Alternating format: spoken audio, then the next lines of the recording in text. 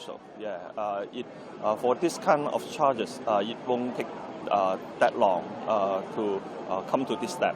Yeah, so I think everything is calculated politically, and it has a very clear motive to shift the public attention. 咁其實呢一班大人佢哋教壞晒啲細路，而家嚟係佢哋罪有應得，所以唔好話佢哋為咗咩香港嘅民主咧，而家俾政治打壓，而家其實係佢哋應該要入獄找數。